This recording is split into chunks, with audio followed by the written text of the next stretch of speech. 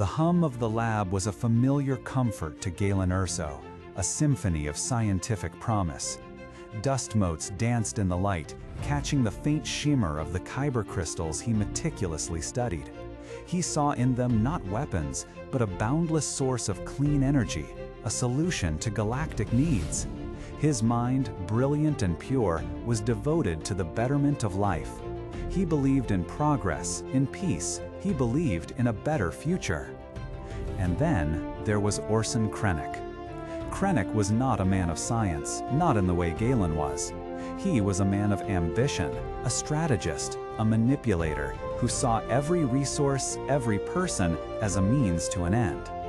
They had been friends once, or perhaps Krennic had merely cultivated a connection with Galen for years, recognizing the dormant potential in his genius. In Catalyst, a Rogue One novel, we are pulled into the intricate, often heartbreaking, dance between these two men, a dance that would ultimately decide the fate of countless stars. Krennic's approach was insidious, cloaked in the language of shared ideals. He found Galen, tucked away, trying to forge a life of quiet research and family bliss after the tumultuous Clone Wars. The galaxy was yearning for stability, Krennic argued, for a firm hand, and for a deterrent so absolute, so awe-inspiring, that war itself would become unthinkable. He painted a picture of a peace moon, a grand station powered by Galen's very kyber research, capable of enforcing peace across the stars. "Imagine it," he'd say, leaning in, his voice a warm, conspiratorial whisper. "A weapon so powerful it will never need to be fired. A symbol of unity, a guarantee of galactic tranquility."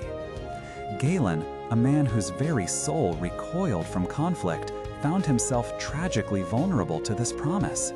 His pacifism, his deep-seated desire to protect his family, his wife Lyra, and his young daughter Jen, became the very hooks Krennic used to reel him in. He wanted to believe. He wanted to contribute to a future where his daughter would never know the horrors of war. It was a beautiful lie, meticulously crafted to prey on Galen's noblest intentions. As the project advanced, and Galen was increasingly enmeshed in the Imperial apparatus, the cracks in Krennic's facade began to show. The initial scientific curiosity slowly morphed into a chilling realization. The theoretical applications of his energy research were no longer abstract. They were being shaped into something terrifyingly concrete. The questions began to mount. Why such immense power for a mere deterrent? Why the secrecy, the military escort, the isolation of his team? Galen's gentle nature, his intellectual honesty, clashed violently with the Imperial culture of ruthlessness and unquestioning obedience. There would be moments, small, almost imperceptible shifts in Krennic's demeanor, a glint in his eye, a dismissive wave of his hand when Galen would express concern about the project's true purpose. These subtle cues chipped away at Galen's trust, revealing the cold, calculating ambition beneath the veneer of friendship. Lyra, Galen's wife, with her intuitive wisdom and deep connection to the Force, often saw Krennic for what he truly was long before Galen could bring himself to acknowledge it.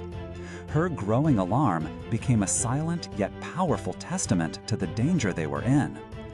The middle chapters of Catalyst are a slow burn of escalating dread. We witness Galen's descent from enthusiastic scientist to a man trapped, his genius exploited, his ideals twisted. Krennic's manipulations became less about persuasion and more about coercion. Subtle threats veiled in concern for Galen's family or the progress of their shared project. He understood that Galen would sacrifice anything for Lyra and Jen, and he used that devotion as his ultimate leverage. The Death Star, this supposed beacon of peace, was being forged in the crucible of a man's deepest fears and highest hopes. This tragic narrative of pure intentions being corrupted for nefarious ends is in many ways a microcosm of Palpatine's own rise to power. The insidious nature of evil, how it rarely announces itself with a roar, but rather creeps in with soft words, with promises of order and security, with the illusion of peace. Just as the Republic was slowly transformed into the Empire, so too was Galen Erso's dream of clean energy twisted into the ultimate weapon of terror. The profound realization that he had been utterly betrayed, that his life's work was destined to bring unimaginable destruction rather than lasting peace, was Galen's turning point. It was a devastating blow, one that spurred him to action. His genius, once exploited for evil, would now be quietly, meticulously channeled towards sabotage. He could not stop the Death Star from being built, but he could perhaps embed within its very core the means of its destruction. And so, the quiet scientist, the pacifist, became a silent warrior, sowing the seeds of rebellion from within the heart of the Empire's most terrifying project. This, then, is the enduring legacy of Catalyst, a profound exploration of how manipulation can transform good intentions into instruments of evil, and how, even in the darkest corners, hope can be meticulously engineered. Thank you for joining me on this thoughtful journey through one of the Star Wars galaxy's most poignant and powerful narratives. What are your reflections on Galen and Krennic's relationship and how it mirrors larger themes in Star Wars?